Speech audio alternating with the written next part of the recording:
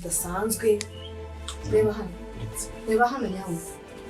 Ese ko ufite ubwoba? Iyo ni inyoni nta majwi uri kumva. Ni inyoni. Mashyamba kimira. Ufite ubwoba?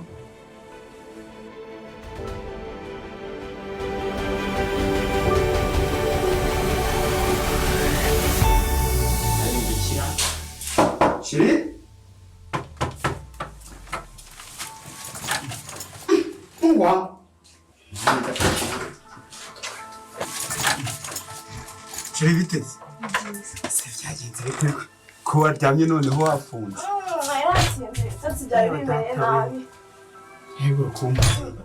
Ahantu hose hasigaye hari ibitotsi. Bishira.